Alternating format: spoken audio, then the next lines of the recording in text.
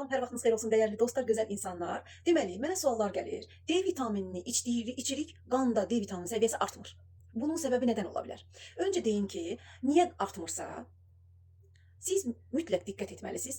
D vitaminini nə ilə içirsiniz? D vitaminini nə ilə içirsiniz? Əgər D vitaminini su ilə içirsinizsə, effekt olmayacaq. Qatıqla içirsinizsə, effekt olmayacaq. D vitaminini istər kapsula şəklində, istər yağ şəklində, istər yəni tablet şəklində, fərqi yoxdur. D3K2 içəcəksiniz. Bu içilməyinə diqqət edin. Bir də bunlarla bərabər maqnezium içəcəksiniz ki, yaxşı sorulsun. Bir də məsələn müəyyən bir vaxtdan D vitamini içdikdən sonra kalsium da içsəniz nə gözəl olar. Bunlar belə, amma D vitaminini ən yaxşı qanda səviyyəsini artırmaq üçün səhər yeməyində mütləq yağla içilməlidir. Mütləq zülalla içilməlidir. Yumurta ilə, pendirlə, avokado ilə. Elə adam var deyir ki, səhər yeməyində unutdum. Hə, unutdunuzsa, o zaman bax mən sizə çox gözəl sınadığım sizə bir üsulu deyim. Bax bu əlimdə göstərdiyim Həbəş qara zirə yağıdır. Həbəş qara zirə yağıdır. Sıxılmış variantıdır. Gözümün qabağında mən sizə o günlərim canlı yayım açmışdım.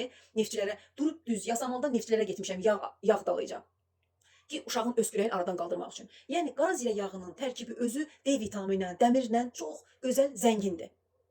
Bu ayrı.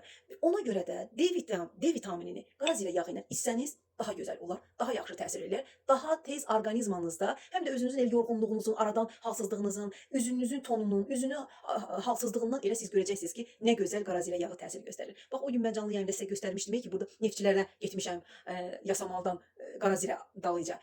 Əl-dəva, hər dərdə dəva mağazasından.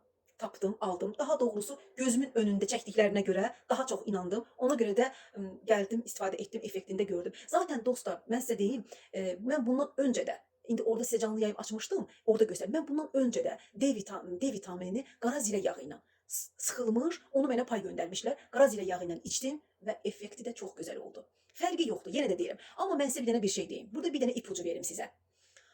Bir həftəlik, bir aylıq D vitamini, məsələn deyir ki, belə bu boyda yağı içəcəksən, bir həftəlik sənə yaxşı təsir göstərəcək. Bu boyda yağı içəcəksən, sənə orada dozalama var, sənə bir aylıq təsir göstərəcək. Yox, bunu o cür içməyin. Gündəlik dozanı qəbul edin. Gündəlik dozanı səhər yeməyimdən 1 saat sonra 1 çay qaşığı qara zirə yağı və D vitamini, D3K2 fərqi yoxdur. İstər açıq yağ olsun, istər kapsula yağ olsun, istər bax belə tablet şəklində olsun. Fərqi yoxdur.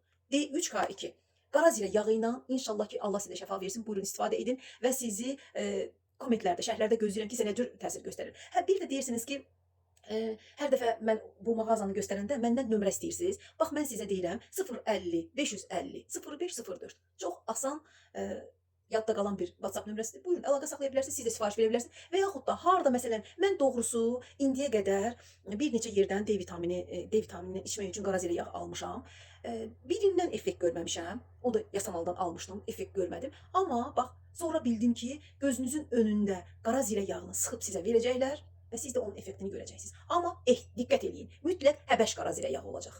Düzdür, dadı kəskindir, qoxusu kəskindir, çox acıdır, amma çox gözəl təsiri var və çox gözəl effekti var.